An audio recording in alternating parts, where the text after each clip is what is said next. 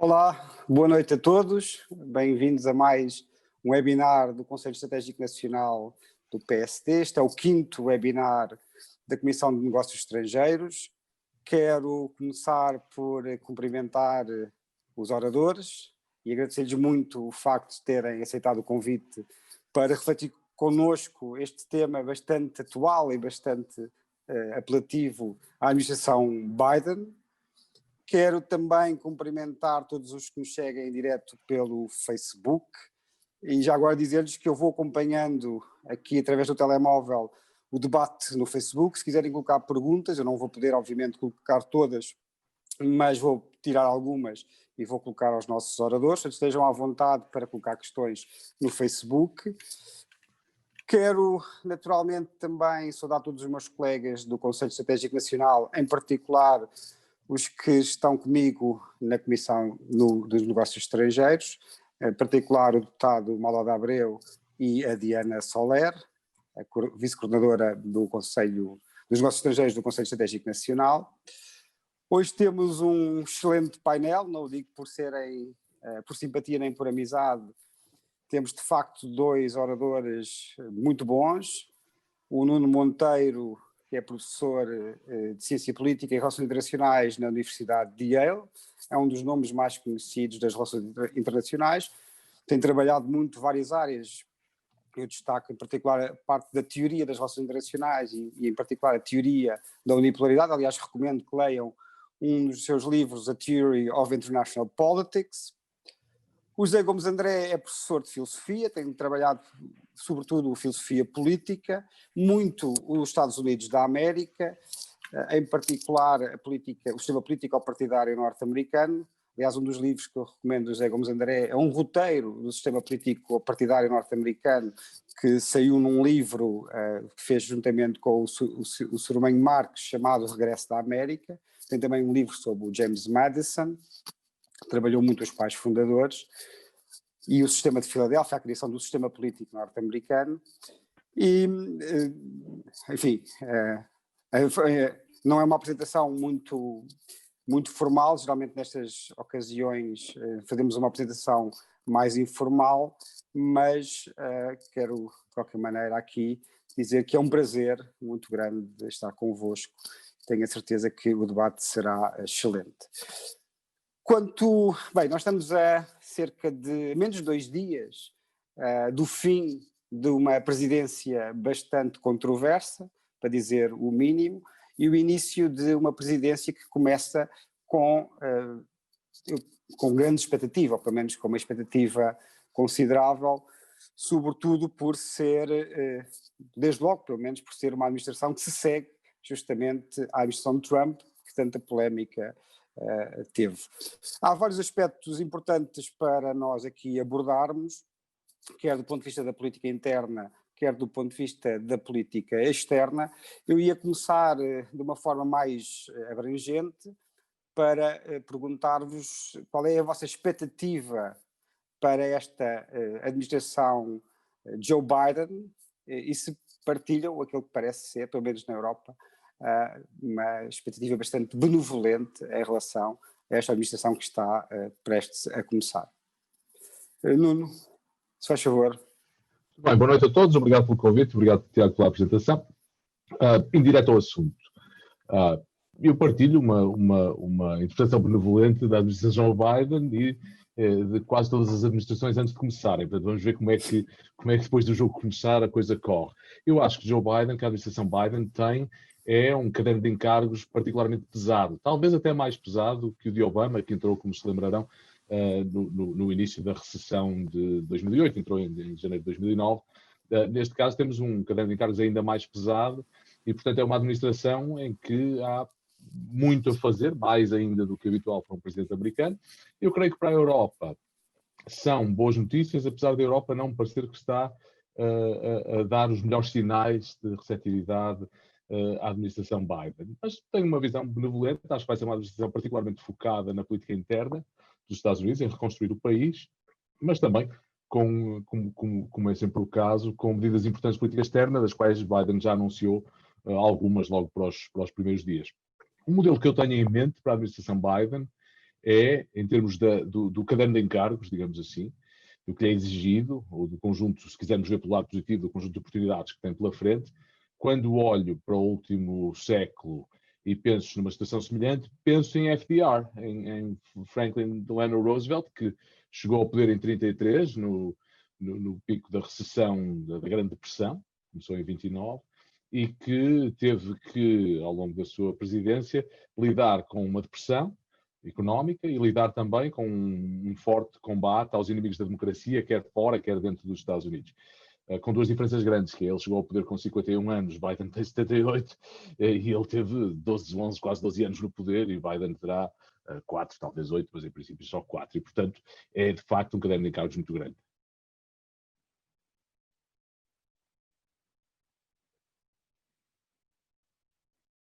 Tiago, estás muted, nós não te ouvimos.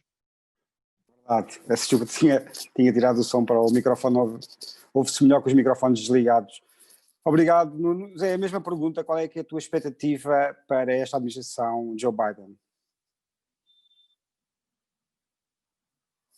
Agora acho que deve ser o José Gomes André que está sem som. Obrigado.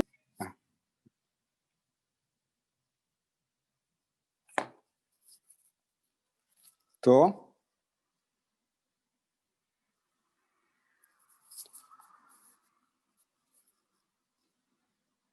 Acho que tivemos aqui um problema no sistema. Pedia aqui o apoio técnico para voltarmos a pôr a sessão no ar. Eu acho que o Zé caiu. É isso. The show must go on. Depois ele deve ter caído a ligação. Já está de volta. Já está de Já? volta. Penso que sim. Não vejo a imagem, mas... Aproveito para elogiar a tua imagem de fundo, essa bela cidade do Porto. Saiu bem. José Gomes André, Obrigado. É que eu não tenho aqui a vista de quem é que está, só vejo a imagem principal. Bom, então, já o vejo em linha, mas não o vejo ainda à câmera. Vamos continuar, então eu já retomo então quando ele voltar. Uma das questões que tem sido muito faladas a nível da política interna norte-americana é a questão da polarização, esta divisão da política norte-americana e da sociedade norte-americana em dois polos cada vez mais extremados, um à direita e outro à esquerda, com o desaparecimento do centro moderado, onde se faziam os grandes acordos de regime entre os democratas, digamos assim, mais conservadores e os republicanos mais liberais, e ao desaparecer este centro moderado e ao deixarem de poder dialogar, em larga medida, o governo, em muitos momentos, bloqueia. Aliás, todos se lembram dos momentos mais conhecidos, do shutdown do governo norte-americano. Agora, até se fala, penso que em grande parte pela introdução do elemento identitário, o elemento identitário extremado, digamos assim, porque o identitário sempre lá esteve. Nos dias de hoje fala-se muito em tribalização e a existência de duas tribos, uma mais conservadora, ou tradicionalista, e outra mais progressista. Eu queria perguntar-te como é que tu vês esta questão da polarização e da tribalização no sistema político norte-americano e de que maneira é que, se isto for, como parece ser, uma força persistente, é uma coisa que já vem desde os anos 60, como é que é possível, por muito melhores intenções que tenha o Joe Biden, como é que é possível governar num contexto este, sobretudo num sistema político, como sabes, que foi feito precisamente por causa tem tantos checks and balances e tantos freios e contrapesos e tanta separação de poderes e fiscalização mútua de poderes, foi feito justamente para funcionar bem, inicialmente foi feito para funcionar sem partidos, os partidos nem estavam previstos, mas havendo partidos, que eles chamavam as fações, como é que pode funcionar sem haver diálogo e acordo entre as fações? 3 pontos em relação à tribalização e à polarização. O primeiro ponto é, Biden é se há alguém capaz de resolver o assunto, eu devo dizer de início, se calhar o ponto zero, eu sou muito pessimista, como alguém que vive nos Estados Unidos, passo lá a maior parte da minha vida, digamos, tenho vivência em primeira pessoa disso, e sou bastante pessimista em relação à possibilidade, digamos, de cicatrizar, se quisermos usar esse verbo, mas se alguém que o consegue fazer é Biden, que tem uma longa história no Senado como um moderado, e portanto é um deal maker, é alguém que está habituado a compromissos, está habituado a começar com um projeto de lei aqui, e a fazer negócios até conseguir ter uma maioria que lhe permita passar essa peça legislativa. Creio que a primeira forma de fazer isto é com legislação e com planos muito fortes no aspecto económico, porque, como o Tiago disse, a polarização está lá desde os anos 60, mas esta tribalização tem a ver com a excessiva polarização de pessoas, pelo menos à direita, não à esquerda é um fenómeno diferente, mas à direita, de pessoas que se sentem abandonadas pelo sistema. E, portanto, é preciso recuperar essas pessoas para o sistema. À esquerda é um pouco diferente, mas não é inteiramente diferente, porque a esquerda identitária, que no fundo espelha a direita identitária, se bem que é politicamente pouco correto dizer que espelha, porque, enfim, não recorrem à violência, dessa forma não queria fazer aqui uma equivalência moral, mas essa esquerda identitária também vive de um conjunto de apoiantes que são economicamente desprivilegiados. E, portanto, penso que um pacote económico que consiga criar emprego, criar desenvolvimento económico, atenuar as desigualdades sociais, não é eliminar as desigualdades, mas atenuar as enormíssimas desigualdades sociais que os Estados Unidos têm, é um primeiro ponto para conseguir trazer esse eleitorado de volta ao centro. O segundo ponto que queria fazer é dizer que as políticas económicas só funcionarão se esses eleitores mais tribalizados estiverem disponíveis para ver os factos tais como eles são. Ou seja, não há política económica que nos salve se todos os eleitores forem movidos por questões identitárias sem base factual. Um colega meu em Yale, o Jacob Hacker, escreveu um livro recentemente com o Paul Pearson sobre a política do Partido Republicano nos últimos anos, que pega naquela frase da Revolução Francesa, que supostamente a Maria Antonieta terá dito: se não tem pão, porque é que não comem bolo? E o título do livro é Let them eat tweets, deixem-nos comer tweets, porque no fundo o que o Partido Republicano serve à população é uma dieta diária de tweets incendiários. E, portanto, esse é o passo de mágica em que eu sou pessimista, é como é que se traz de volta à realidade um conjunto do eleitorado que está, eu não diria cativo, porque eles também têm um papel ativo nisto, mas que está tomado por uma facção extremista e que já não tem base na realidade, conspirativa, etc, etc. Segundo ponto, até essa é a parte mais difícil. O terceiro ponto é, tudo dependerá muito do que acontecer ao Partido Republicano. O Tiago lembrar-se, na noite das eleições, estávamos ambos num canal de televisão e eu disse que o partido que perdesse iria partir ao meio. E estamos a começar, penso, a ver as sequelas da eleição, ainda no início do processo, que poderá ser um processo de divisão dentro do Partido Republicano e o fim do terceiro sistema partidário. Isso seria um processo que daria muito mais margem de manobra, penso eu, ao presidente Biden. Ou seja, se o Partido Republicano se dividir em dois e se tornar num Partido Republicano uma das fações, se tornar um partido herdeiro de George Bush pai e da tradição republicana conservadora moderada internacionalista, estará muito mais disponível para fazer deals, para fazer acordos com o Partido Democrata, e depois teremos um segundo partido mais à direita, que é o partido de Trump e dos sucessores de Trump. Portanto, muito dependerá do panorama partidário à direita, de como reagir a esta derrota. Eu queria depois voltar a essa questão dos partidos, do partido do republicano, mas também do sistema de partidos no seu conjunto, mas vejo que já temos o José Gomes André e queria então perguntar-lhe qual é que é a expectativa dele para esta administração Biden que se inicia na quarta-feira. Olá, boa noite novamente. Tive aqui uma dificuldade da internet, mudei de divisão, vamos lá ver se corre melhor desta vez. Pelo menos consigo ouvir-vos, mas pelo visto não consegui fazer-me ouvir. Espero que já esteja a funcionar melhor. Eu alinho bastante com aquilo que o Nuno disse, nomeadamente em relação a algum pessimismo. O que não deixa de ser estranho, porque no fundo Biden, do ponto de vista das circunstâncias conjunturais, do ponto de vista político, encontra-se numa posição muito favorável. No fundo ganha uma eleição, não digo de forma esmagadora, mas de maneira bastante clara, tem uma maioria bastante significativa na Câmara dos Representantes e conseguiu também, sobretudo agora com este triunfo surpreendente na Geórgia, ter de alguma maneira o controle no Senado, embora, enfim, um controle muito mitigado, porque com a ausência de disciplina de voto 50-50, apesar de ter o voto de desempate a seu favor, não é grande vantagem. Mas, apesar disso, tem um cenário que a maior parte dos presidentes americanos não dispôs, que é, efetivamente, uma maioria do seu partido no Congresso. Inclusivamente, as eleições de 2022, tenho lido e ouvido que Biden tem, sobretudo, 2 anos, porque depois, em 2022, há as intercalares, mas, na verdade, essa eleição também me parece poder ser favorável, uma vez que no fundo, sobretudo para o Senado, que são 14 democratas, 20 republicanos, e a maior parte dos swing states em jogo em 2022 até são mais favoráveis aos democratas. Há eleições na Pensilvânia, no Wisconsin, por exemplo, e, portanto, parece-me que Biden até poderia ter aqui um projeto a 4 anos com alguma tranquilidade. O problema é tudo o resto, não é? Ou seja, o problema é quase tudo o que podia acontecer. Evidentemente, a questão económica, que nos próximos 2, 3 anos, independentemente das capacidades que nós sabemos, da resiliência norte-americana, a capacidade de reinvenção da sua economia, aquilo que sobrar do mundo pós-Covid do ponto de vista económico naturalmente terá sempre um desafio hercúleo.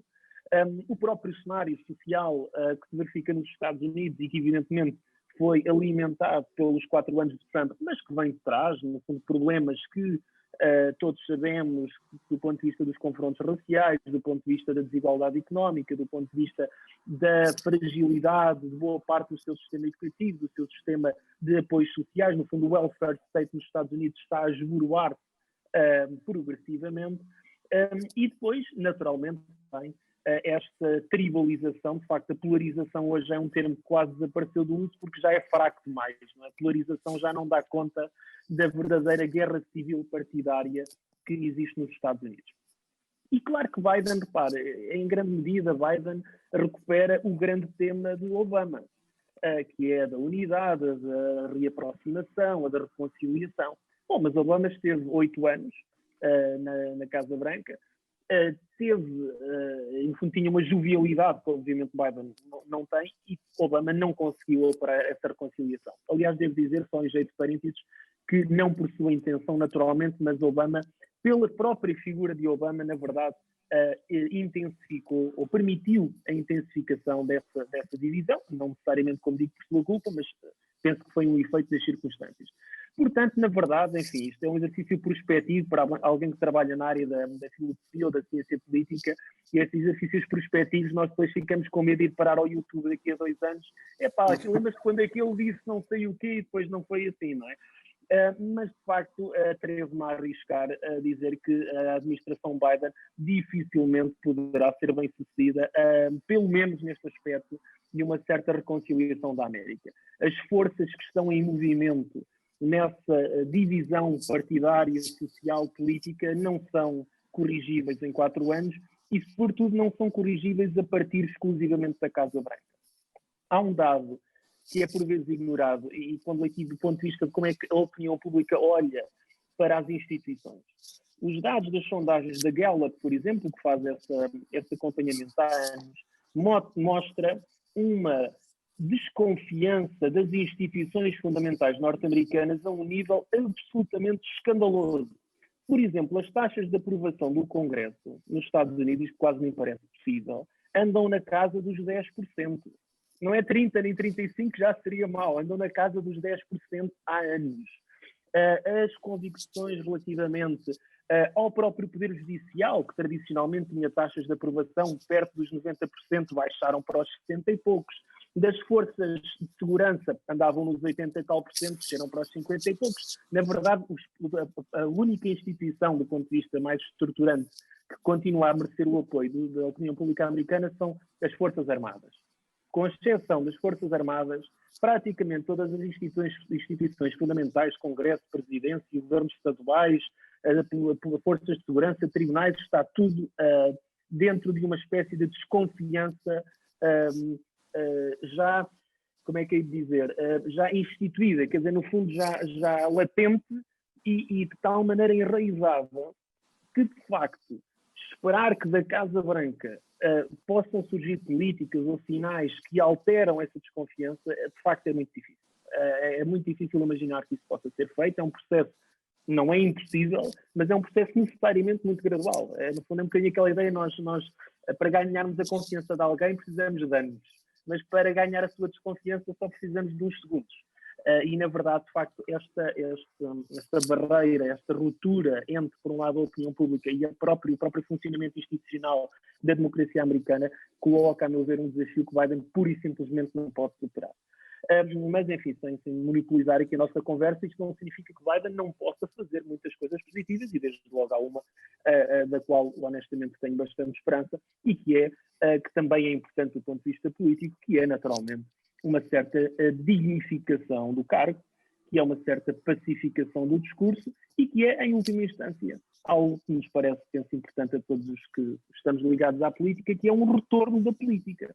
Porque, com Trump, na verdade, a política de alguma maneira desapareceu e foi substituída pelo espetáculo, pelo aspecto circense, pela vingança, pelos ataques, pelo aspecto pessoal, no fundo como uma grande peça de teatro ou um grande filme de Hollywood, com umas explosões, na verdade só faltou mesmo isso, e penso que com Biden poderá regressar isso que o Nuno há pouco apontava, que é, no fundo, as negociações com os outros partidos, que é a deliberação em determinadas matérias, que é a construção de processos legais, que é uma certa ideia de diplomacia, que é demorada e que é gradual. E penso que isso só por si já será salutar.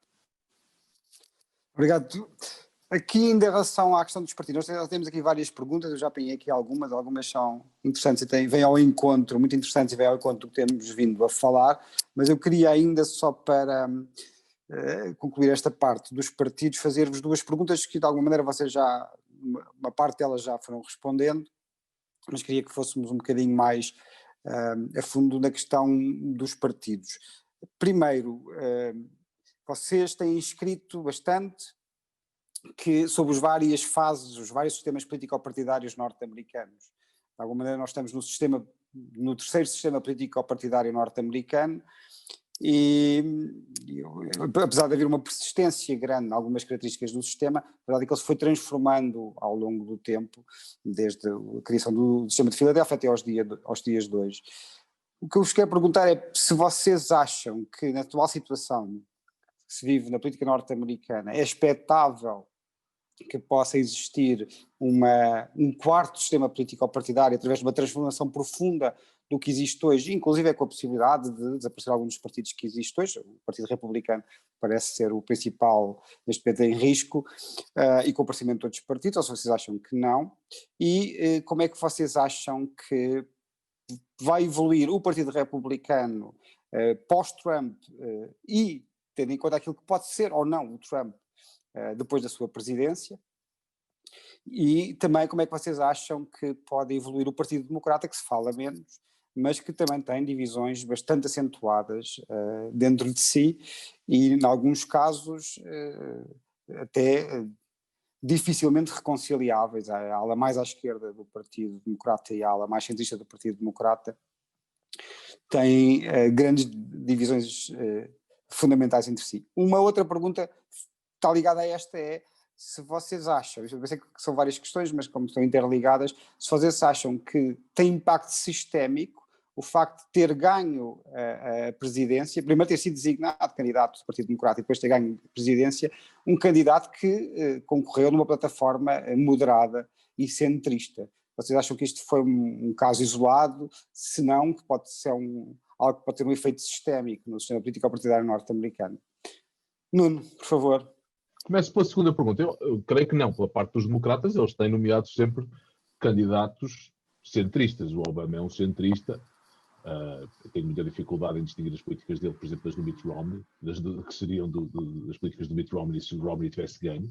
O Hillary Clinton é a ala, eu posso dizer, direita do Partido Democrata, nem sequer é centrista, e portanto aí continuamos na mesma. Vejo crescente insatisfação da ala esquerda do Partido Democrata por perderem sempre a nomeação. E conheço muita gente que diz mais vale nomear Bernie Sanders e perder do que nomear Joe Biden, dizia isto nas primárias, do que nomear Joe Biden e ganhar e ter mais 4 anos do mesmo, com políticas económicas que aumentam a desigualdade e que aumentam a base de Trump, consequentemente. Acho que o Partido Democrata é sempre mais dividido do que o Partido Republicano. O Partido Republicano é singularmente focado no alcance do poder e na manutenção do poder. Portanto, quando estão no poder, tendem a concordar. O Partido Democrata é feito por liberais no sentido americano, e a definição de um liberal costuma dizer-se é alguém que discorda de si próprio. Por isso eles andam sempre a discutir. e é difícil unificar o partido. É uma desvantagem tática que o partido, até estratégica, que o Partido Democrata tem.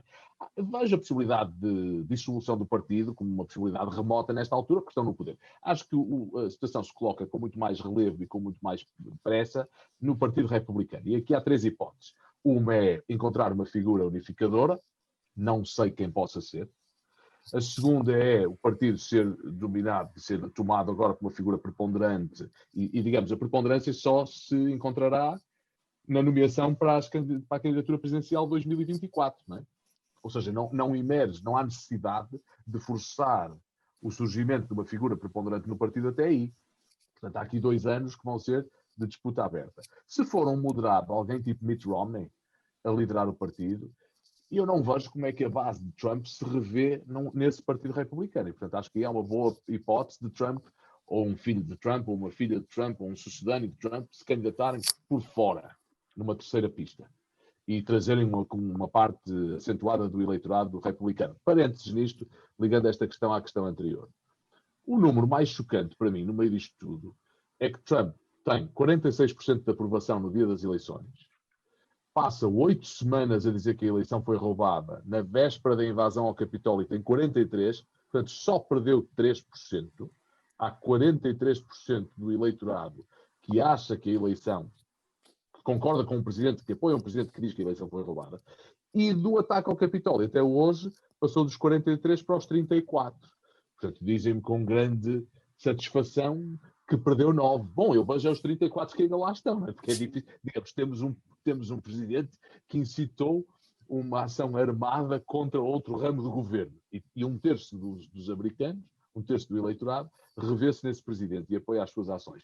Como é que esse terço é recuperado para um partido à la Mitt Romney? Eu não sei dizer. A terceira possibilidade é o partido ser controlado, e eu acho que esta é a mais provável, é o partido ser controlado por um sucedâneo de Trump. Por um Ted Cruz, um Marco Rubio, um Josh Hawley, um dos filhos ou filha de Trump. E aí teremos muita dificuldade em ver como é que a ala mais moderada se mantém dentro do partido. Ficam numa posição ainda mais difícil, porque se é fácil ver como um trumpista, digamos assim, pode formar um partido novo à direita, é difícil ver como é que um moderado consegue espaço para formar um partido novo ao centro. O que é que faz? Vai para os democratas? O voto é suprimido porque ninguém está entusiasmado com nenhum dos candidatos. Difícil ver aí o que é que acontece se for um sucedâneo de Trump a ganhar o controle do Partido Republicano. Mas acho que a questão de um dos partidos se dividir é muito mais premente no Partido Republicano neste momento do que no Partido Democrata. Obrigado. José Gomes André, a mesma pergunta, e já agora aqui uma questão que está ligada a isto, colocada pelo João Mota Gomes, que é se vamos assistir ao surgimento de um partido trumpista, se isso é possível. Bom, eu concordo fundamentalmente com a leitura do Nuno, mas não, quer dizer, no fundo, fazendo lá está uma aposta, uma análise prospectiva, parece-me improvável uma divisão de qualquer um dos partidos num sentido tradicional, ou seja, vejo como mais provável um cenário em que, por exemplo, em 2024 há de facto a tal terceira candidatura, não é? No fundo, não sei se um dos filhos de Trump, talvez, e mais no fundo dividindo o Partido Republicano e provavelmente dando a vitória aos democratas do que propriamente algo que depois se torne estruturante. Essencialmente por 2 motivos. É mais teórico, se quisermos, enfim, uma tese bem conhecida na ciência política, do Maurice Duverger, que é a de que sistemas como o dos Estados Unidos, que privilegiam círculos uninominais, tendem a ser também bipartidários. E nós, por vezes, também de forma natural, concentramos na eleição para o Presidente, por vezes falamos um bocadinho do Congresso e depois, no modo geral, deixamos tudo o resto. Mas nós não nos podemos esquecer que há 50 estados nos Estados Unidos, com eleições para governador, para assembleias estaduais, e o Partido Republicano, e se calhar focará os portugueses que veem o Partido Republicano como uma coisa completamente a cair aos bocados, é o partido dominante dos Estados Unidos do ponto de vista dos Estados. Tem o maior número de governadores, tem o maior número de assembleias de controle, enfim, dos parlamentos estaduais e, inclusivamente, até mesmo na Câmara dos Representantes tem o maior número de estados. Claro que isso depois não significa o maior número de representantes, sobretudo por causa de Nova Iorque e da Califórnia, de estados muito, muito populosos. O que significa que o Partido Republicano, independentemente de Trump, é um partido com uma raiz, com uma presença na vida pública norte-americana muito significativa. Claro que depois, por sua vez, esse partido republicano tem muitas divisões consoante os estados. Se calhar, obviamente, um governador republicano na zona de Nova Iorque não é o mesmo do que, naturalmente, um governador do Texas. Mas isto, fundamentalmente, é importante para perceber que uma mutação significativa, uma ruptura num partido, não me parece que possa ser feita apenas dentro de uma perspectiva da presidência. Isto é, ele teria que representar uma tal divisão ideológica que, por sua vez, se traduzisse também numa divisão e numa ruptura desse mesmo partido a um nível, nomeadamente, estadual. Por outro lado, a história dos Estados Unidos é que já não são só nem 20, nem 30, nem 40 anos. Este sistema bipartidário, republicanos versus democratas, já vai com quase 160 anos. Já houve vários períodos históricos em que esta possibilidade de ruptura surgiu, nomeadamente com o movimento progressista no início do século XX, quando inclusive Theodore Roosevelt fez a tal terceira candidatura e um partido progressista teve efetivamente implantação na América. Houve depois várias situações nos anos, enfim, na altura também nos anos 60, o problema dos direitos civis, etc., que viu o Partido Republicano também partir-se em várias candidaturas, e em todas estas circunstâncias o que é que acabou quase sempre por acontecer? Uma capacidade de reinvenção e de readaptação dos partidos que é efetivamente impressionante. Parece que foi há 30 ou 40 anos, mas foi há pouco mais de 10. No fundo, qual é a essência, a plataforma fundamental da vitória do George Bush Filho? Era, na verdade, quer dizer, um grupo que hoje está praticamente desaparecido em combate, não é? No Partido Republicano, que eram, enfim, os neoconservadores, os falcões da guerra, que coabitavam com um grupo, sobretudo, do grupo dos social conservatives, não é? Portanto, um grupo muito de grande motivação religiosa, evangélicos, etc.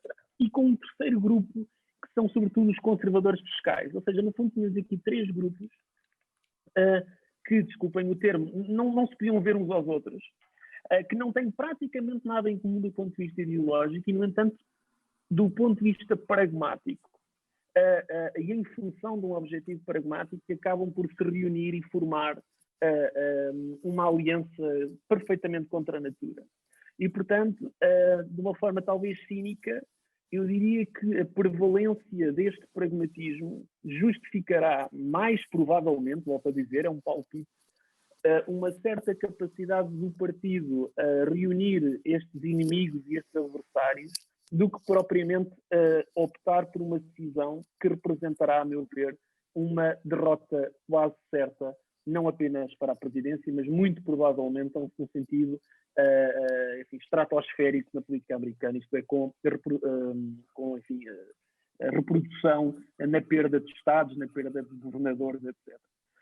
De alguma maneira, o Partido Democrata, de forma um pouco mais leve, vive na mesma circunstância. Isto é, como o Nuno bem identificou, a ala esquerda vive numa certa insatisfação contínua, mas de alguma maneira vai admitindo a prevalência dos moderados, porque sente que, apesar disso, é no seio do Partido Democrata que pode fazer movimentar a sua agenda. Ou seja, a extrema-esquerda, que na verdade, enfim, tem uma conotação negativa, mas a extrema-esquerda, a ala mais à esquerda do Partido Democrata, no fundo sabe que sozinha não consegue ganhar eleições. E, portanto, de alguma maneira tem mais hipóteses de fazer valer os seus, enfim, as suas prioridades, a sua agenda, no contexto desse Partido Democrata, condicionando algumas das suas políticas, do que propriamente optando por uma saída estratégica. Embora também deva dizer, se me permites, Tiago, e respondendo também acho que é uma das perguntas, de alguma maneira é um desafio de Biden, quer dizer, o Biden tem que ter aqui uns olhos de camaleão. Por um lado tem que dialogar com os trumpistas, se é que é possível, tem que apelar aos republicanos tradicionais e depois tem que virar os olhos ao contrário para a ala esquerda do seu partido, que o vai pressionar muitíssimo no ponto de vista das políticas económicas e sociais. Portanto, o Biden vai ter que fazer aqui, de facto, um jogo extraordinário. Mas eu diria que, e se calhar aqui é a minha costela um bocadinho prudente na análise destas situações, que os Estados Unidos têm mostrado, de facto, uma enorme tendência para absorver estes movimentos aparentemente centrífugos e recentrá-los numa lógica bastante tradicional e até bastante previsível de alguma medida. E, portanto, nesse sentido, eu não antecipo grandes rupturas, o que não significa que não estejamos, nestes tais 160 anos, talvez mais perto de uma ruptura do que alguma vez tivemos. Obrigado, José Gomes André. Nuno, querias dizer... Queria só adicionar acrescentar... duas coisas, e aliás, pegando na última frase do José Gomes André, que poderemos estar o mais próximo de uma ruptura do sistema de partidos do que jamais tivemos em 160 anos. Eu creio que há aqui duas coisas que eu queria acrescentar. A primeira, em relação ao facto de também existir uma possibilidade dos democratas se fraturarem e de Biden ter que apaziguar várias fações à direita e à esquerda, é curioso verificar que o candidato nas primárias democratas que recolhia maior apoio de entre os eleitores de Donald Trump era Bernie Sanders. Bernie Sanders e o candidato colocado em segundo lugar por muitos apoiantes de Bernie Sanders era Donald Trump. Ou seja, porque eles bebem, não completamente, nem coisa que se pareça, mas bebem muito do mesmo caldo de o sistema não nos representa, o mainstream não nos representa, os moderados não nos representam, não têm os nossos interesses em mente. E, portanto, eu creio que Biden aí pode um pouco matar dois coelhos com uma cajadada com as políticas económicas. O problema não são as políticas económicas, e esse é o meu segundo ponto. Quando o José Gomes André diz que, e estou a tentar introduzir alguma discussão também para isto ter mais interesse, quando o José Gomes André diz que é difícil, os partidos são robustos, é difícil de cima introduzir um novo partido, porque há um conjunto outro de cargos, noto que nos últimos dias, desde a certificação eleitoral do resultado de Biden e no dia da invasão do Capitólio, existem já variadíssimos representantes que vão estar em reeleição daqui a 2 anos, que já têm candidatos a posicionarem-se nas primárias à sua direita. Quem certificou, quem disse, sim senhor, eu acredito que Biden ganhou a eleição, já tem a posicionar-se à sua direita um republicano a dizer, não, este tipo é um vendido, e de facto quem ganhou por uma enorme margem foi Donald Trump. E portanto, a dificuldade aqui, e o motivo porque eu concordo inteiramente com o José Gomes André, quando diz que a probabilidade de dos partidos se dividir é mais alta do que em qualquer altura dos últimos 160 anos, desde que o sistema partidário se tornou o que é agora, é porque não são diferenças de policy, portanto, de políticas públicas, são diferenças fundamentais de visão do mundo assentes em dados diferentes. É como se metade do partido agora diz o vírus não é preciso usar máscara, o Biden não ganhou a eleição, o Trump é enviado por Deus para salvar o mundo de uma conspiração de comunistas que comem criancinhas ao pequeno almoço.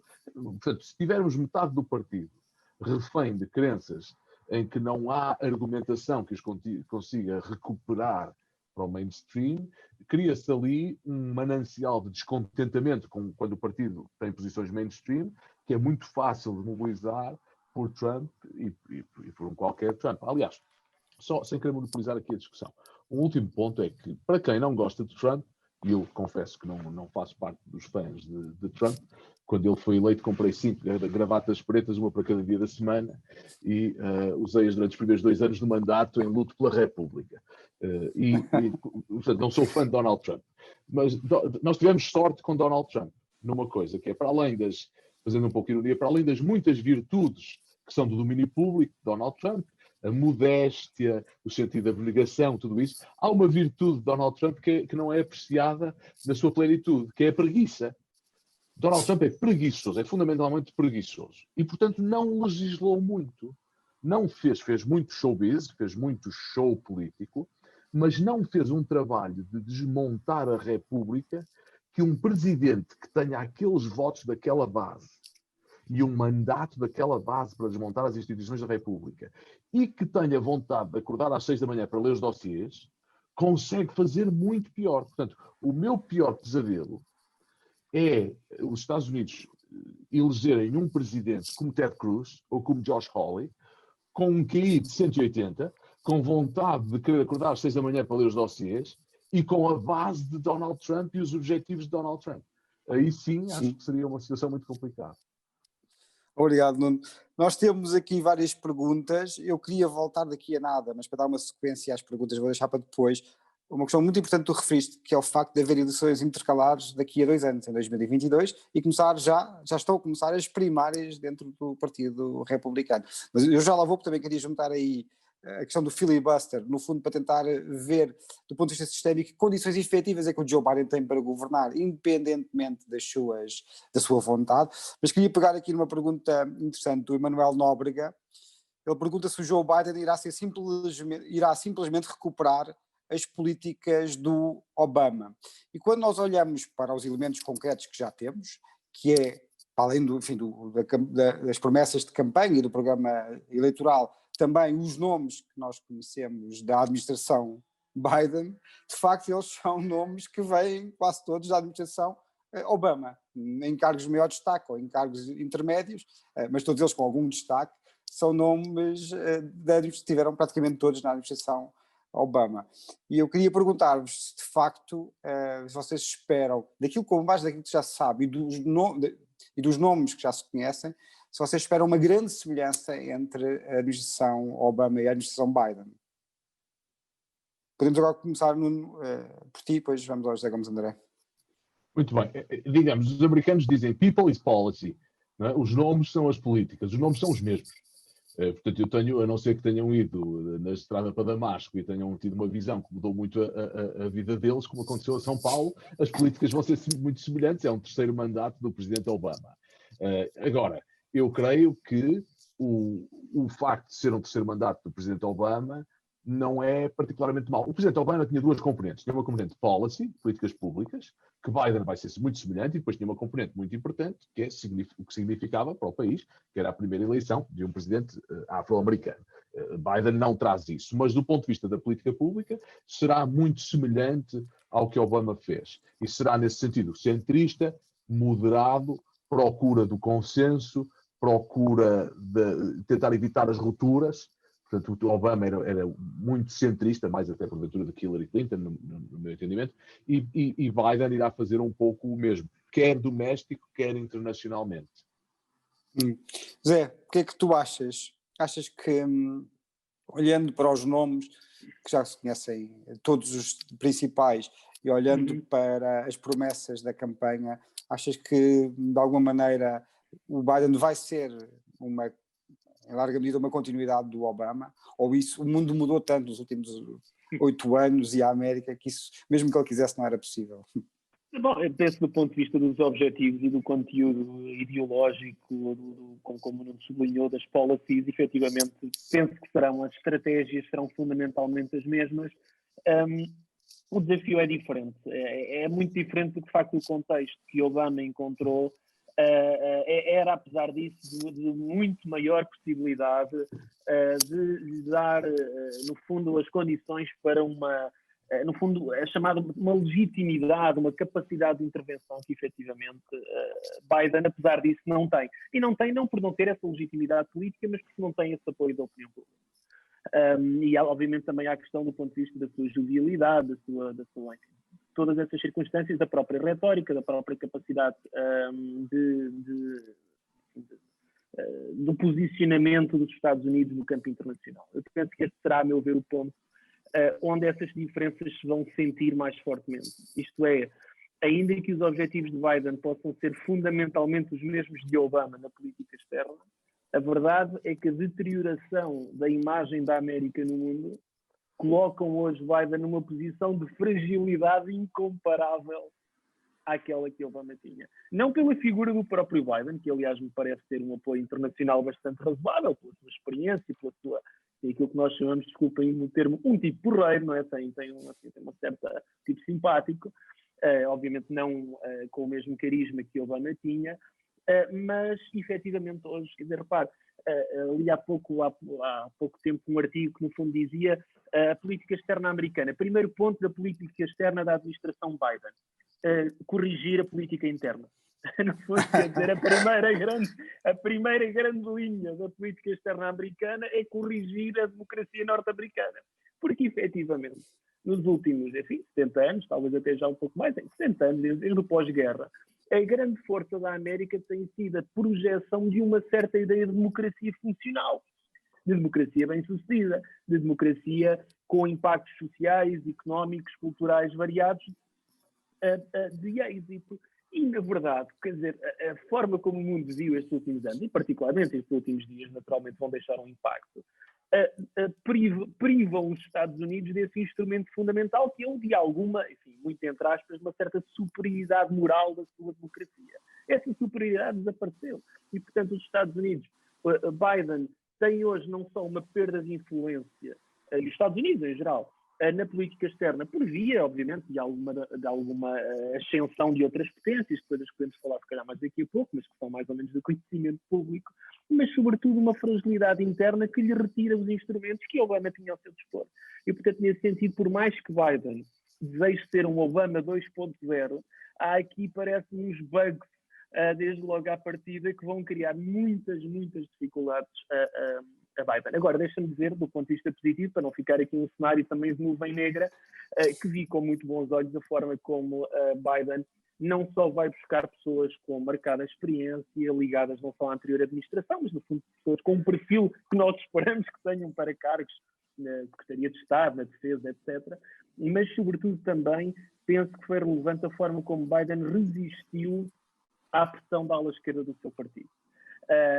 E não sei se isto é positivo ou não, mas parece-me que, apesar disso, envia um certo sinal de coerência com a sua ideologia e também com um sinal de força para os tempos que vêm aí. Portanto, volto a dizer, não é aqui uma questão de eu dizer que eu acho que ele fez bem não ceder à esquerda, mas no sentido de ele mostrar que é suficientemente forte do ponto de vista político para permanecer imune a esse tipo de pressões.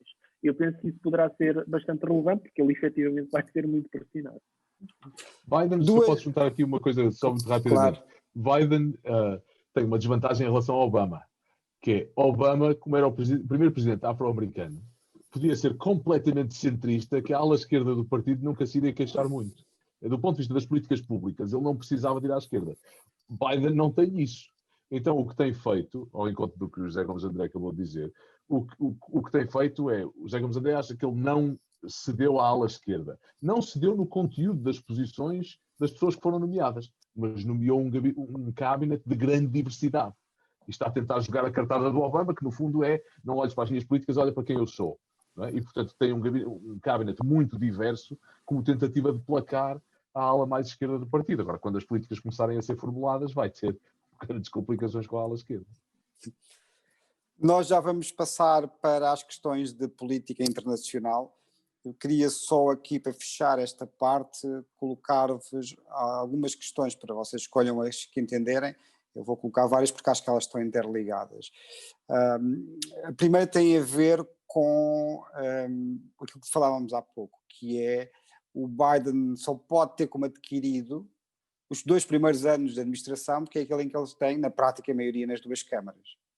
E mesmo aí, no Senado não é garantido que os republicanos não recorram ao filibuster. Eu queria pedir-vos para explicar um bocadinho isto, porque é importante para quem está a ouvir-nos perceber como é que as coisas depois na prática vão funcionar nos Estados Unidos da América, saber que condições de governabilidade há de facto para o Biden, tendo em conta não só as eleições que já falámos intercalares daqui a 2 anos e os primários anos, mas também este mecanismo do filibuster. A outra questão tem a ver com as prioridades do Biden e como é que ele pode distribuir essas prioridades, tendo em conta os 2 anos e os 4 anos que tem pela frente, mas também aquilo que são, no fundo, as grandes urgências. E para além das várias coisas que são, e vocês peguem nas que quiserem, as propostas de campanha do Biden, há algumas que ele não pode escapar. Não pode escapar ao combate à pandemia, não pode escapar à vacinação, não pode escapar ao plano de recuperação económica e à mega bazuca, que é 2 ou 3 vezes, acho eu, a europeia, que os Estados Unidos da América já aprovaram, somando os vários programas, não é? Que já foram adotados. Portanto, eu queria perguntar-vos, na prática, e vocês peguem no que quiserem, era se o Biden não corre o risco de ter 2 anos pela frente, mas que na prática esses 2 anos vão ser consumidos pelo combate à pandemia e pelo plano de recuperação económica. E no fundo porque depois daqui a 2 anos ver-se-á se ele tem ou não tem maioria nas 2 câmaras, sendo que apesar de tudo os resultados dos democratas na Câmara dos Representantes não foram famosos nestas eleições. Enfim, queria ouvir-vos um bocadinho sobre isso. Agora começamos pelo José Gomes. Há bocado começaste tu, Nuno, começamos pelo José Gomes André e depois Nuno.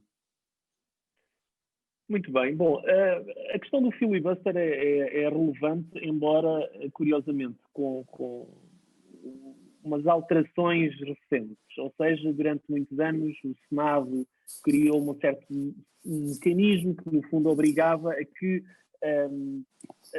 a maioria das decisões do mesmo Senado tivessem que ter, no fundo, 60 senadores a favor. No fundo, de uma maneira muito simplista, o objetivo era evitar que, por via de maioria simples, o Senado, que por designação, por definição constitucional, é um órgão de serenidade, no fundo, de tranquilidade do sistema, fosse, por sua vez, ou estivesse, por sua vez, demasiado sensível e suscetível à volatilidade das maiorias simples. No fundo, os republicanos têm mais 2 ou 3, tomam determinadas decisões, depois a maioria democrata inverte tudo. E, portanto, houve um certo mecanismo adotado pelo Senado que obrigava essa maioria, quase, enfim, uma maioria qualificada, na verdade, para a aprovação de uma série de matérias. Simultaneamente, o que isso provocou foi a existência de mecanismos de bloqueio de uma minoria que, por sua vez, se tornaram tão fortes nos últimos, enfim, 15 anos, mais ou menos no início do século XXI, que, por sua vez, no início os democratas e depois os republicanos, muito satisfeitos quando passaram a ter maioria, passaram sistematicamente a adotar medidas no sentido de acabar com o filibuster e permitir que a regra da maioria simples fosse, por isso simplesmente, a seguida para um número muito alargado de matérias. E, portanto, eu penso que estamos fundamentalmente neste domínio. Isto é, ainda é possível, mas já com enfim, com uma capacidade de intervenção muito diminuída. O que de alguma maneira não existe, não é tanto o filibuster técnico, é um filibuster ideológico. Porque, na verdade, estes 50-50, que nós tendemos a olhar como, enfim, um número mais ou menos definido e fechado, não o é na sua essência. Isto é, os 50 democratas são, por sua vez, também revestidos de uma diversidade ideológica que não garante a Biden 50 votos.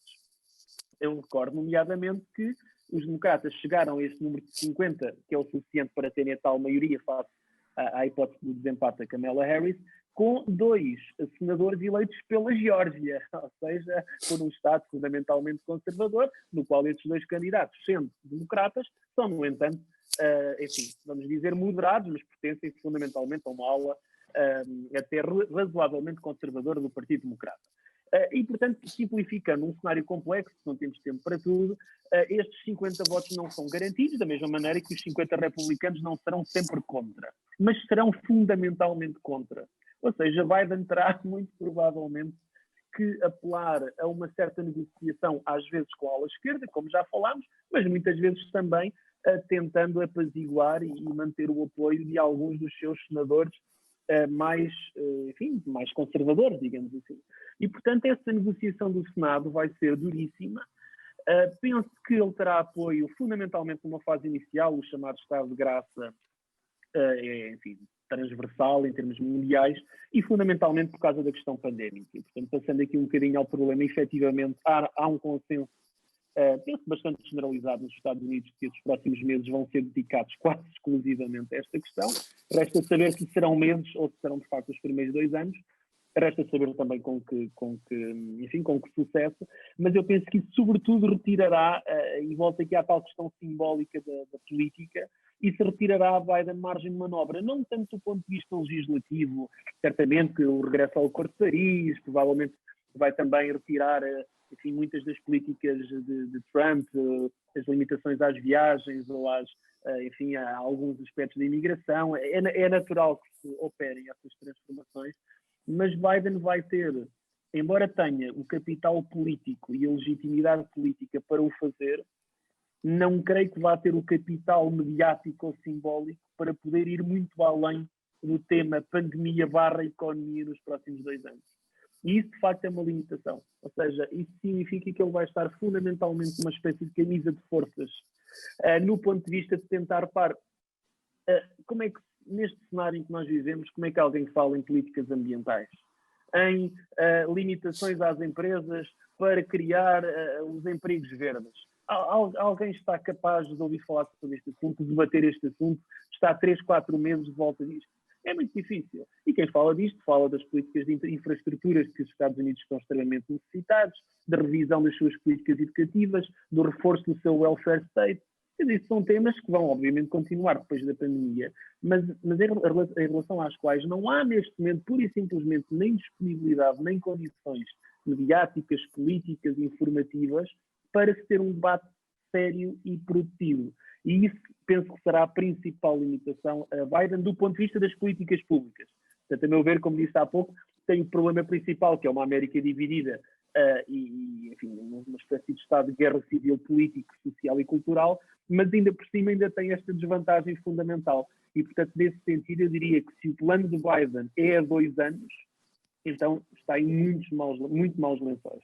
Ele vai efetivamente necessitar de muito mais tempo para poder, enfim, envolver-se nessa outra agenda. No entanto, volto a dizer, pegando um pouco no início da nossa conversa, que a eleição de 2022, do ponto de vista do Senado, é bastante favorável aos democratas. Eu vi recentemente, havia 9 lugares nos chamados swing states, só 3 é que são neste momento ocupados por democratas, nomeadamente enfim, um caso, enfim, um da Geórgia, justamente que foi eleito agora, que só por 2 anos, e depois também o Nevada e o Arizona.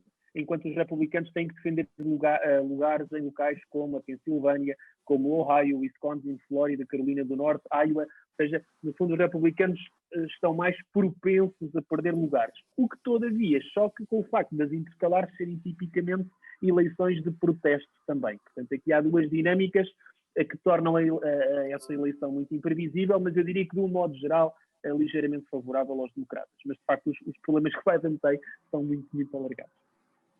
Obrigado. Nuno? Biden tem uma visão mais otimista. Biden tem a sorte, como eu disse há pouco, de ter sido precedido por um presidente muito preguiçoso e sem interesse em política pública. É difícil fazer pior no combate à pandemia.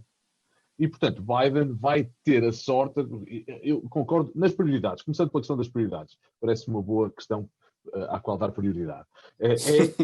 Vai comer a completa agenda do Biden durante 2 anos. Vamos andar aqui à volta, pandemia, vacinação, economia.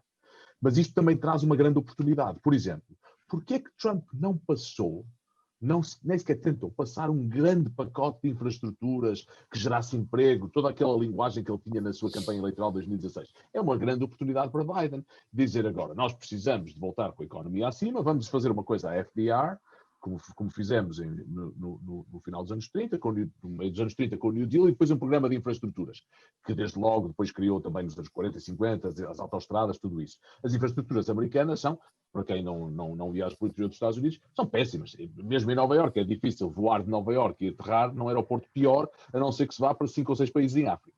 É difícil ter infraestruturas piores que as americanas. E, portanto, Biden tem uma grande oportunidade, que é pegar na pandemia como motivo que gera a necessidade de políticas económicas estruturantes. Depois, Biden tem uma segunda oportunidade. E eu estou consciente que estou a dar uma visão otimista, se quisessem também podia dar a visão contrária, também existe. A visão otimista é, Biden tem uma boa oportunidade também no facto de todos estes republicanos que já votaram, que certificaram a eleição de Biden, estão todos destinados a ter candidatos nas primárias à sua direita, que vão dizer que são rendidos, são centristas, que estão comprados pelo sistema. Portanto, já terão muito pouco a perder em tentar vir ao centro. Do ponto de vista da tática política, tem mais espaço para vir ao centro, digo eu, do que se estivessem a tentar ainda proteger o surgimento de candidatos à sua direita nas primárias. E, portanto, acho que Biden tem aqui algum espaço. Não me aventuro a fazer prognósticos para o que vai acontecer em 2022, nas eleições intercalares. Costumam ser eleições de protesto, mas de facto, como disse o José Gomes André, é um cenário mais favorável aos democratas.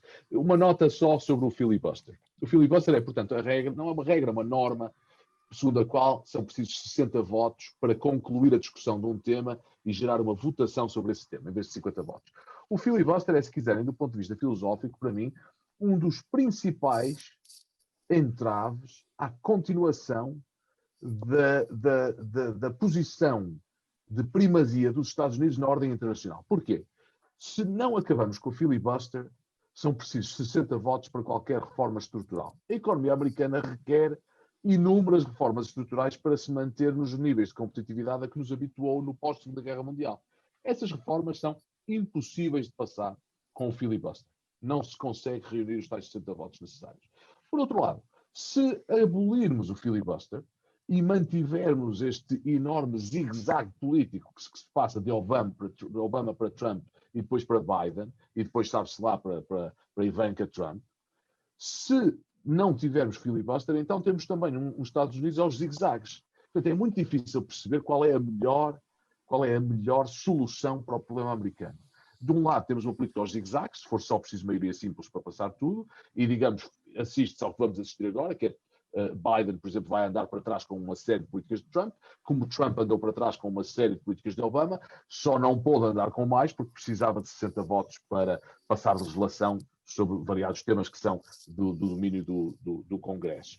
Portanto, ou temos um político aos zigue-zagues, ou temos uns Estados Unidos ossificados. E para introduzir aqui um tema de política internacional, isto é um dia, esta dinâmica dá dias de gáudio aos chineses e aos russos, que podem, particularmente os chineses, argumentar que têm um sistema muito mais eficiente e muito mais eficaz. Olhem para a paralisia dos americanos com o filibuster e não conseguem decidir nada. Aliás, os números que saíram esta semana de crescimento da economia chinesa, a economia chinesa cresce no pós-pandemia mais rapidamente do que crescia antes, enquanto os Estados Unidos e a Europa estão em recessão. A filibuster, a meu ver, tem muita responsabilidade na impossibilidade de reformar os Estados Unidos e de estarem a ter um sistema político que me parece cada vez mais arcaico. Ótimo, eu vou precisamente pegar nessa deixa da parte internacional e vou fazer-vos uma pergunta a dois tempos. A primeira tem a ver com a ordem internacional, aquilo que nós chamamos a ordem internacional liberal. Parece-me que, em larga medida, uma grande parte de nós, inclusive nós estamos aqui a falar, tivemos um bocadinho a ilusão de que a ordem internacional liberal tinha vindo para ficar e a durar por muito e muito, muito tempo, e que não havia nenhuma alternativa que pudesse vir contestar essa ordem de forma séria, e agora, e que de alguma maneira o Trump tinha sido uma espécie de aberração sistémica que tinha vindo pôr em causa a ordem internacional liberal. Uma vez passado o Trump, era possível regressar a um passado idealizado. Essa segunda parte nós já não fazemos parte dos que acreditaram nisto, mas a primeira parte sim. O que eu quero perguntar-vos é, em primeiro lugar, se vocês não acham que a ordem internacional liberal foi uma exceção permitida por uma distribuição de poder pouco comum do pós-Guerra Fria. Eu sei que o Nuno não concorda totalmente com isto, mas isso é bom para o debate. E, portanto, não é possível voltar com Biden, sem Trump, não é possível regressar a essa ordem internacional liberal. Primeira questão, se não, sim ou não, e para quem acha que não, o que é que se pode fazer em alternativa. Segunda parte da questão, como é que vocês veem a relação da administração de Joe Biden com a China, e se acham que a administração Biden vai significar uma continuidade da política dos Estados Unidos da América para a China, ou não, ou se... Na verdade, até são duas perguntas dentro da mesma. Quer dizer, no fundo, se o consenso em relação à China dentro dos Estados Unidos da América se mantém ou não mantém, e se mantiver, se significa que as estratégias seguidas por esta administração e a administração anterior são iguais ou se têm diferenças relevantes. Já não me lembro quem é que começou antes, na pergunta anterior, acho que quem é que começou foi o José Gomes André ou foi o Nuno? Quem é que começou na pergunta anterior? Já não me lembro bem. Creio que foi o José Gomes. Fui eu, então, vez do Nuno. Então, Nuno. Muito bem. É a tua vez. Então, introduzir aqui alguma discussão. Eu sou um realista à moda antiga, portanto, alguém, para quem nos está a ver que não estuda relações internacionais, alguém que acredita que a política internacional se faz através de competição das grandes potências, pela influência, e que há três coisas que são importantes na política internacional: poder, poder e poder. E que as normas e as leis são emanações do poder. E, portanto, sempre vi a ordem liberal, a dita ordem liberal internacional, como um holograma ou uma miragem, uma coisa desse género. E sendo realista, estou satisfeitíssimo estando exilado nos Estados Unidos, porque na Europa os realistas tendem a ter níveis de popularidade semelhantes aos do Rabi de Meca, como eu costumo descrever. E, portanto, na Europa acredita-se nesta questão das normas e das leis e tal, que para mim não tem grande importância e são emanações do poder. Portanto, a meu ver, não houve ordem liberal internacional. A meu ver, houve. Desde a Segunda Guerra Mundial, há uma ordem liberal dita internacional, mas que não é global, que era a ordem internacional que regia as relações, regulava as relações entre os Estados no dito Ocidente. Essa ordem internacional, que não era global, era regional, no tempo da Guerra Fria, estava dentro de uma ordem internacional de balança de poder entre a União Soviética e os Estados Unidos. A União Soviética e o Ocidente, se quisermos. Com a queda da União Soviética, em 91, vem a ficção de que esta ordem liberal internacional se vai tornar global. E claro que os chineses e os russos simpaticamente nos disseram, pois com certeza, desde que nos consigam, continuem a ajudar a crescer economicamente, particularmente os chineses, desde que nos deem acesso à Organização Mundial de Comércio, desde que nos permitam vender tudo e mais alguma coisa para os vossos mercados, nós diremos que sim, que gostamos muito da ordem liberal internacional e continuaremos a dizer que gostamos dela até termos poder suficiente para dizer que não gostamos dela. E chegamos há pouco tempo a esse momento. Momento em que o Sr. Xi decidiu, ao fim de várias discussões ao longo de 3 a 4 décadas na liderança chinesa, decidiu que era tempo para bater com o pé. E, portanto, os chineses agora não têm problema em dizer nós não gostamos da ordem liberal internacional, como o Sr. Putin já diz há umas décadas, pelo menos há década e meia, e não temos interesse nenhum nesse tipo de ordem internacional e vamos competir com os Estados Unidos. Portanto, estamos de volta, eu não diria que estamos de volta a uma ordem de balança de poder. Estamos de volta a um mundo em que ambas as potências relevantes, Estados Unidos e China, compreendem que a ordem internacional é uma ordem de balança de poder. Entre 1990 e 2016, uma das potências, a principal potência mundial, os Estados Unidos, vivia na ficção de que essa ordem tinha sido transformada por si e pelos seus bons ofícios numa ordem liberal internacional. Portanto, voltamos a compreender que é uma ordem de balança de poder e as décadas à nossa frente serão décadas de competição entre os Estados Unidos, espero eu, se quisermos voltar a este tema, entre o Ocidente, um bloco, Europa, Estados Unidos e aquilo que se chama o Ocidente, Austrália, Japão, etc., de um lado, e do outro lado, a China. Nesse sentido, vou ir à segunda questão que o Tiago colocou, à política de Biden em relação à China. Eu creio que a política de Biden em relação à China terá uma temperatura muito mais baixa que a de Trump, em termos das declarações e da retórica, será, como em tudo o resto, muito menos inflamada que a política de Donald Trump, mas no seu core, no seu centro, não será muito diferente. Porque a competição com a China veio para ficar e é muito difícil, esta é a agulha em que todos os dirigentes e todos os pundits americanos agora estão a tentar meter o fio, é a agulha de dizer nós vamos ser competidores, mas também ter cooperação com a China. Vamos continuar a ter grande interesse económico com eles. Vimos a Europa, por exemplo, a cometer um erro enorme há 2 semanas em assinar um novo acordo comercial com a China, acordo de investimento, a meu ver um erro enorme, um disparate, e vemos todos a tentarem dizer vamos ser competidores, mas também vamos dar-nos bem e, digamos, fazer grandes relações, ter grandes relações económicas. Isto é impossível, porque as relações económicas com a China permitem à China adquirir tecnologia cada vez mais avançada, que permite à China cada vez competir mais do ponto de vista das grandes potências com o Ocidente. E, portanto, não é do nosso interesse fazer isso. E mais tarde ou mais cedo, presumo que já na administração Biden, nos próximos 4 anos, teremos que optar entre duas políticas, uma que faz frente à China e tenta conter a ascensão da China, que é onde nós vamos acabar, e já devíamos estar há alguns anos, outra que diz, não, vamos ser amigos e continuar a ter tratados de investimento e a permitir à China ter cada vez mais ações nas empresas europeias e tudo isso, que é um enorme disparate. Penso que a política de Biden vai ser muito semelhante à política de Trump na sua essência, que é tentar conter a China, com uma retórica muito diferente.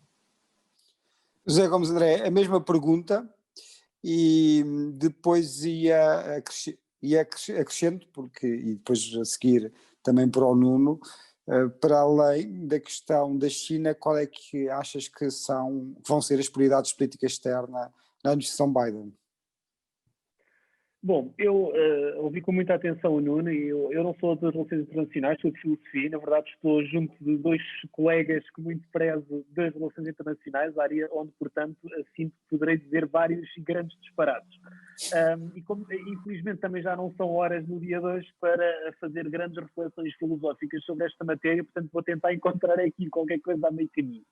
Eu penso que, fundamentalmente, o grande problema da chamada ordem liberal internacional é que ela assentava numa expectativa fundamental, e que era que a integração progressiva de Estados não democráticos em instituições internacionais, nomeadamente a Organização Mundial do Comércio, mas não apenas isso, ou seja, no fundo, trazer estes adversários, estes quase chamados párias da democracia, para uma experiência internacional promoveria no seu interior lógicas democráticas. Eu penso que, enfim, de uma maneira muito sintética, era esta a expectativa da ordem liberal internacional, que é a das expectativas de que esses países, uma vez em contacto com processos multilaterais, globalizantes, democráticos, mais cedo ou mais tarde procederiam a essas reformas democráticas. Essa expectativa não se cumpriu. Segundo problema ligado a essa expectativa, os sistemas democráticos criaram uma convicção, justamente no pós-Segunda Guerra Mundial, de que a prosperidade económica estava fundamentalmente conexa com os processos democráticos. Isto é, que as democracias produziam ou tendencialmente alimentavam crescimento económico e que os regimes não democráticos, em sentido contrário, geravam pobreza. Também não se cumpriu esta expectativa. Há um livro bem interessante do Farid Zakaria sobre isto, que já tem, acho que faz 20 anos, este ano, em que fala justamente sobre as democracias iliberais e de como as democracias iliberais encontraram uma saída para o seu problema moral, voltando aqui um bocadinho à filosofia, que era o de justificar a manutenção de elementos não democráticos, vendendo aos seus cidadãos justamente o quê? Prosperidade económica. O grande exemplo disto são, enfim, fundamentalmente o Médio Oriente, os Emirados Árabes Unidos, a Arábia Saudita, entre outros. E, portanto, é como se, de alguma maneira, os dois grandes pilares desta ordem liberal internacional corroeram nos últimos anos. Expectativa de reformas democráticas endógenas na Rússia, na China, não sucederam, e a ideia de que só a democracia produz prosperidade económica também não sucedeu. E, portanto, esta ordem liberal, neste momento, pode ter até propósito, objetivo, excelentes intenções, não tem fundamentos, não é? Isto é um bocadinho como um treinador que chega a um clube e diz que quer ganhar a Liga dos Campeões, não tem jogadores para isso. E, portanto, a manutenção de um discurso que olha para o xadrez da geopolítica alicerçado neste objetivo tem que fazer investimento no seu plantel. Caso contrário, não vejo de facto como o poderá fazer. E, portanto, a democracia, de certa maneira, a ordem liberal internacional precisa, portanto, não digo de rever os seus objetivos, mas de rever, de alguma maneira, os pressupostos dos quais assentam esses objetivos. E, nesse sentido, volto um bocadinho onde estávamos há pouco. Se os Estados Unidos pretendem manter, por via da sua influência, uma certa ideia de promoção de um conjunto de valores mais ou menos exportáveis, têm que, em primeiro lugar, ser capazes de os produzir internamente, têm, de alguma maneira, de serem capazes de promover um certo tipo de manutenção, como dizer isto, da atmosfera económica, que não implique necessariamente o aumento das desigualdades, como tem sucedido nos Estados Unidos. Há bocadinho falávamos dos chineses, eu não falava com piada e com propriedade, de como os chineses, no fundo, dizem, olha, estão a ver como é que as coisas se passam nos Estados Unidos. Quer dizer, os Estados Unidos vendem a ideia de que a democracia gera prosperidade económica. Bom, os chineses dizem, pois gera mais ricos e mais pobres, é isso que vocês querem, também não é isso que nós queremos, não é? Os russos falam do Ocidente e veem, olhem a degradação que para ali vai, não é? Quer dizer, com o Capitólio ir aos bocados e com outras coisas. E, portanto, de certa maneira eu diria que o substituto da ordem liberal internacional não deve ser alicerçado na morte da mesma, mas certamente numa retrospectiva da mesma. E esse é um desafio que naturalmente não se faz em 2 ou 3 anos, mas onde me parece, e este, a meu ver, é o erro de Trump que não lhe perdoou, terá de ser feito, apesar disso, junto de aliados estratégicos. Quer dizer, aquilo que efetivamente Trump anunciou, que era uma espécie de novo mundo de adversários e inimigos bem estruturados, bem identificados, mas sem aliados, é de facto uma visão completamente, quer dizer, que não tem nenhuma base, nenhuma espécie de livro de geopolítica, nem de nada que se pareça. Quer dizer, no fundo, ele de facto, aquela ideia do America First só era possível se de facto a América tivesse um predomínio e uma influência, não só que já teve, mas que na verdade nunca chegou a ter. Ou seja, na verdade, Trump de facto viveu dentro de uma ficção incrível. E nesse sentido eu diria que a recuperação desse projeto deve desde já partir por uma estratégia de recuperação desses aliados, sem dúvida, de uma estratégia com a União Europeia que terá de ter uma base económica, política, mas poderá, por exemplo, ao nível da questão ambiental, ter um impacto significativo. E que, sem dúvida, precisará de pensar no desafio China. Naturalmente, como devem imaginar, não tenho grandes propostas nesse campo, diria que não é de esperar a grandes alterações estratégicas. Há um consenso bastante alargado nos Estados Unidos, que diria até é para além de político, é de alguma maneira até burocrático, isto é, as instituições, nomeadamente a Federal Reserve, no fundo, todos os produtores de opinião pública nos Estados Unidos, para além dos partidos, são favoráveis à manutenção desta postura, enfim, de alguma maneira contenciosa com a China, e portanto diria que é bastante provável que ela prossiga, mas eu diria que ela necessita seguramente de uma estratégia concertada que envolva parceiros europeus, parceiros do Ocidente e alguns parceiros regionais também, naturalmente. Alguns parceiros regionais na Ásia, sem os quais esta ideia da ordem liberal internacional também não pode ir longe. Obrigado, Zé.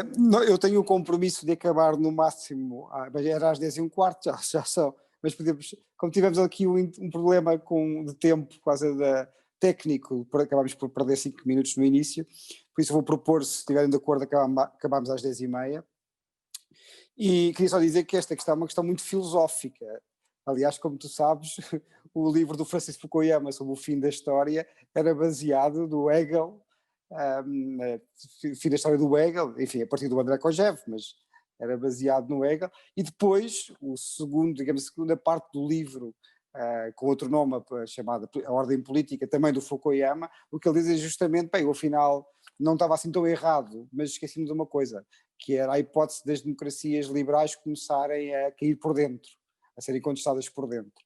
Isso foi o grande erro que eu cometi, foi não ter previsto isso. E no fundo vai ao encontro do que tu estavas a falar, a necessidade, no fundo, de as democracias liberais, a começar pelos Estados Unidos da América, no fundo se fortalecerem e nesse caso, e no caso que estavas a falar, ir mais além disso, fortalecerem-se dentro de casa e fortalecerem, nos casos dos Estados Unidos da América, as suas alianças permanentes com as outras democracias, desde logo as europeias, mas também as que estão no que eles hoje chamam o Indo-Pacífico. E não temos tempo de ir a todas, eu queria fundamentalmente perguntar, tu já falaste um bocadinho sobre isso, mas queria perguntar ao Nuno como é que vês a relação dos Estados Unidos da América com a Europa e como é que vês a questão das alianças permanentes na estratégia de política externa da administração Biden. Depois, para terminar, porque para não termos muito tempo, queria só perguntar aos dois o que é que, isto é uma pergunta muito geral, eu sei, mas o que é que esperam, e quer dizer, podem escapar a essa pergunta, é só para nós não fugirmos à atualidade, deixei para o fim de propósito, o que é que vocês esperam que seja, na quarta-feira, o discurso de tomada de posse do Biden? Nuno. Deixa-me dizer que, antes de responder às tuas perguntas, que o José Gomes André disse no início que não era especialista em relações internacionais, mas como filósofo consegue falar muito bem de tudo. Aliás, reforçando a minha opinião, como dizia um mentor meu há muitos anos, as universidades deviam ter 2 departamentos: o departamento de filosofia, em que se examina as questões até ao fundo, e o departamento de má filosofia, em que não se examinam as questões até ao fundo. Só precisamos de 2 departamentos. E ainda há questão. Começando pelo discurso de Biden, eu creio que vai ser um discurso de reconciliação. É o primeiro papel que ele tem que fazer, é o papel de reconciliador, é passar do divider in chief, não é? do divisor em chefe, que foi Trump, para a imagem de Obama do unificador em chefe. Não é? Portanto, creio que será a primeira tentativa de reconciliação e também dar um mote de esperança ao país. É um país que está muito desalentado. A forma como a pandemia tem graçado pelos Estados Unidos é muitíssimo violenta. É um país que está desorientado, digamos, e que sem liderança, de facto, não é? Há meses. O discurso será um discurso de união e de esperança. Em relação à Europa, em relação às alianças, eu concordo inteiramente com o que disse o José Gomes André. Os Estados Unidos precisam de aliados. Sem aliados não conseguem fazer frente à China. Os Estados Unidos têm como aliado histórico, desde a Segunda Guerra Mundial, a Europa. Questão: está a Europa ainda interessada em manter-se como aliado privilegiado dos Estados Unidos? Não sei. Não me parece, na medida em que firmou este tratado comercial de investimento com a China, com a administração Biden praticamente a pedir que não o fizesse. o Jake Sullivan no Twitter, a dizer que gostávamos de falar antes de vocês assinarem isto, e nós assinamos sem falar. E eu compreendo que a Europa fala muito sempre da autonomia estratégica, eu não percebo bem o que isso é, acho que é a ausência de estratégia. A Europa não tem estratégia geopolítica, não se consegue, as grandes potências europeias não se conseguem entender sobre qual é a sua estratégia geopolítica e, portanto, os interesses comerciais vêm ao de cima, os interesses económicos vêm ao de cima, na ausência dos interesses geopolíticos. Eu não sei qual é a estratégia da Europa. A Europa pode tomar o lado da China, pode tomar o lado dos Estados Unidos, pode tentar ser potência autónoma. Para ser potência autónoma, tem que adquirir uma estratégia e forças militares, como diria o Frederico o Grande, a diplomacia sem armas é como a música sem instrumentos. Portanto, se quisermos ser potência autónoma, precisamos de armas e de uma força militar integrada. Não vejo isso acontecer. Estarmos do lado da China é o fim da Europa tal como nós a conhecemos. É o fim da democracia na Europa, é o fim da cultura europeia, da humanidade, do iluminismo, tudo isso. Portanto, o nosso papel teria que ser ao lado dos Estados Unidos. Mas eu compreendo que a Europa tenha dúvidas, porque nós ainda só vimos a primeira administração de Trump. Nós não sabemos quantos mais zigue-zagues deste tipo vamos ter. Será que a Europa quer colocar os seus ovos no cesto dos Estados Unidos e em 2024 venha outro Trump, ou um Ted Cruz, que fala outra vez do fim das alianças? Ou seja, eu compreendo que a Europa tenha dificuldade em dizer vamos continuar a ser o aliado privilegiado dos Estados Unidos que fomos desde há muito tempo. Mas não acho que a Europa tenha alternativa. Acho que Biden vai tentar reforçar as alianças e, para voltar à questão da ordem liberal internacional, a ordem liberal internacional é importantíssima. Não é a ordem global. É a ordem que rege as relações entre os Estados ocidentais, democracias de mercado liberais. E, portanto, vamos voltar a ter uma ordem regional, em que Biden fala de uma cimeira das democracias e tudo isso, para organizar as democracias no combate violentíssimo e duradouro que vem aí com a China. Deixem-me só terminar com isto, eu já provavelmente não vou ter tempo para outra intervenção. Os Estados Unidos ganharam a Guerra Fria porque demonstraram ao mundo todo, incluindo ao Politburo do Partido Comunista da União Soviética, liderado por Mikhail Gorbachev, que eram mais eficientes enquanto país a gerar os resultados que as pessoas gostam. Saúde, longevidade, boa comida, carros, televisões, férias, esse tipo de coisas. Foi por isso que a União Soviética, no fundo, deixou de competir, não conseguiu competir nesse aspecto e implodiu como projeto político. Eu diria que hoje a China tem, com boa probabilidade, consegue fazer um discurso em como a China tem mais resultados práticos a gerar esses outcomes, essas coisas que as pessoas querem, férias, riqueza material, longevidade, saúde, do que os Estados Unidos. Seguramente no último ano. Portanto, o mais importante a longo prazo na competição geopolítica com a China é continuarmos, quando nasce mais um ser humano e toma consciência política aos 10 ou aos 14 anos, lá quando isso acontece, e olha em torno, em seu redor, pelo mundo, temos que continuar a ser, nós no Ocidente, o sistema que ele gostaria de ter no país dele. Quando as pessoas que nascem em países terceiros passarem a achar eu gostava era de viver na China, ali é que se está bem, o nosso sonho ocidental acabou. E, portanto, como diria o José Gomes André, reinventar as nossas sociedades. Crescimento económico, diminuição da desigualdade, etc., etc., é a peça fundamental em tudo isto. Obrigado. Obrigado, Nuno. Zé, muito rapidamente sobre a questão do discurso tomado de posse do Biden. Sim, só num minuto, só para reforçar esta ideia do Nuno, porque me parece a mais importante em termos perspectivos. É que uma coisa é dizer que a ordem liberal internacional pode estar doente, de certa maneira está num dilema existencial, também filosófico, mas isto não significa que a sua substituição por um certo vazio seja algo que nós devemos esperar ou acalentar com entusiasmo. Pelo contrário, porque provavelmente a alternativa é o estado de natureza obsidiano, que é justamente a competição estratégica, sem regras, imprevisível, e reparem, o Ocidente neste aspecto não tem muito com que se animar para o futuro, porque tem perda demográfica, perda de influência tecnológica, digital, económica, portanto, no fundo essa ideia do bom, mas vai ser o fim do sistema e surge outro sistema melhor. Bom, se calhar não, se calhar é outra ainda pior. Portanto, há aqui uma coisa é dizer-me que há uma certa perda dessa ordem liberal internacional, outra é dizer que tudo o que vier em sua substituição é bom, claramente não é. Portanto, acho que justamente esta ideia da reperspectivação. De maneira muito sintética, o que espero de Biden é um bocadinho a expressão popular portuguesa, é colocar água na fervura. No fundo, acho que é isso que o Biden vai ter de fazer. acalmar os ânimos, um discurso conciliador, como não disse, provavelmente sem grande brilhantismo, acho que ele tem uma falta de carisma bastante considerável, claro que vão escrever um discurso muito bonito, mas ele de facto não é grande orador. Mas eu já ficava contente no fim de quarta-feira se dissesse nada aconteceu. Nada aconteceu, nada ficará na memória, mas simplesmente nada aconteceu. Acho que seria uma excelente notícia para os Estados Unidos e para o mundo. Muito obrigado aos dois, acho que é uma excelente maneira de acabar.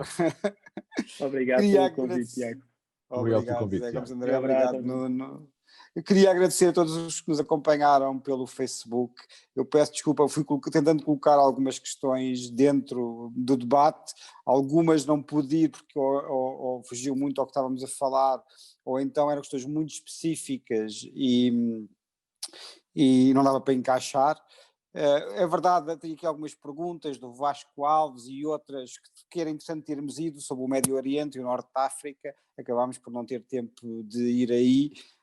Enfim, estávamos aqui limitados pelo tempo que tínhamos e mesmo assim ultrapassámos o tempo e o compromisso que eu tinha com o José Gomes André de não ir além das 10h15. De qualquer maneira, enfim, outras ocasiões surgirão. Este é o quinto webinar, como eu disse no início, do Conselho Estratégico Nacional, da Comissão de Negócios Estrangeiros do Conselho Estratégico Nacional. Em breve haverá novidades, vamos ter mais webinars. Eu não posso anunciar ainda quais são, divulgar ainda quais são, porque alguns ainda não estão inteiramente fechados. Posso dizer-vos que há 2 que vão ser relativamente em breve. Depois será obviamente divulgado nas páginas do PSD, quer no Facebook, quer no WhatsApp. No Twitter, queria dizer. Queria mais uma vez agradecer a todos, acho que foi um excelente debate. Quarta-feira temos a tomada de posse do presidente Joe Biden, muitos com certeza irão acompanhar. Eu, como moderador do debate, evidentemente que tenho que ter ainda mais a obrigação da neutralidade axiológica, para citar o Max Weber. De qualquer maneira, pegando um bocadinho aqui no que disse o José Gomes André no final, há um texto do Kissinger, na verdade o último volume das memórias do Kissinger, o Anos de Renovação, que ele usando, enfim, um jogo de palavras entre carros norte-americanos, ele diz que o Gerald Ford não era um Lincoln, era um Ford, mas ainda assim, por ser um homem relativamente normal, comum, tinha sido capaz de curar a América depois do Vietnã, movimento de protesto contra o Vietnã, todo aquele movimento de protesto dos direitos civis e todos aqueles anos 60 e uma parte dos anos 70 a ferro e fogo, a destituição do presidente Nixon e por aí fora. Apesar disso, o Gerald Ford tinha sido capaz de unir os americanos e curar as feridas norte-americanas. Eu não sei se é possível ou se não é possível, também não vou entrar aí porque vocês já responderam a isso.